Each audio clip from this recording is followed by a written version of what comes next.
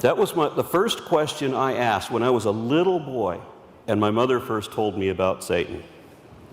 Because even after listening to all the Christian excuses trying to justify this guy, he is still the most unbelievable one-dimensional character I've ever heard of. Christians have not thought this through. Just look. Do they really think there's a devil that's been around for thousands of years and he's never read that book? And it's about him? Do they really think that if there is a devil, that the devil wouldn't have to know way more about all of this than every Christian? Which makes me think, there may well be a Lord of lies, and I have the evidence to prove it. Because if there was an inherent evil, such as everyone wants to believe, it would have to gather followers in order to bring in the tithe. And it would rule with the stick and the carrot, with impossible promises that can't be fulfilled, weighed against the threat of a fate worse than death for all those who didn't believe. And heresy would be damnable too.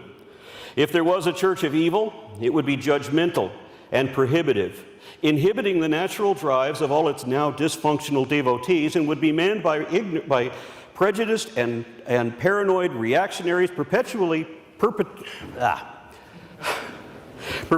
persecuting others while pretending to be persecuted themselves. And allowing no deviation from its mandates, the Lord of lies would strictly restrict all forms of learning. Books would be burnt, curiosity crushed, and science attacked above all amid a perpetual war against every other religious denomination. And it would vanity, jealousy, vengeance, and wrath would be the monikers of an evil deity, and this is the worst ever. It would force believers to submit to unreasonable conditions. It would order crusades, initiate inquisitions, and lead villagers on witch hunts. It would protect and promote or permit child abusers and molesters seeking genital mutilation.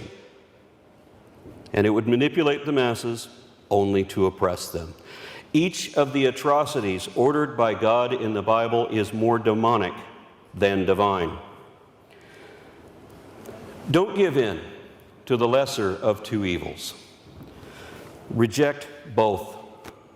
In an educated civilization where civility is based on humanity as opposed to superstition and fear, the concepts of God and the devil are superfluous.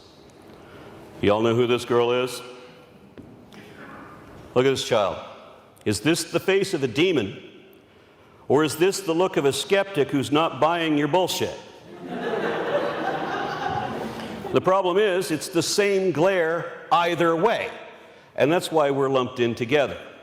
This is the way we look when we realize we're being lied to, when you realize that all of the fables in the Bible began in the hearts of superstitious primitives who just made it up. It's man-made mythology, and there is no truth in it.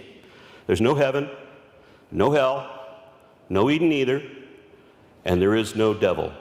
He was invented by Persians, adapted by Jews, and embellished by Christians. He was never the serpent, nor a fallen angel, and he can't steal your soul because we don't have souls.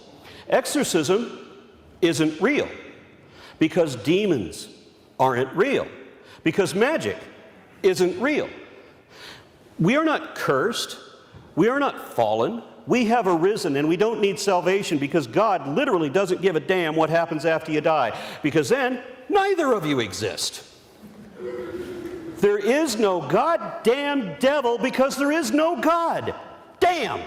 You just die, and that's it. You're not immortal. You're not eternal. And to believe otherwise is to diminish everything that you really have. Life is precious because it is short, and there's nothing after it. There's no destiny, and there's no purpose beyond what you give it yourself. If you want your life to mean something, try making someone else's life meaningful.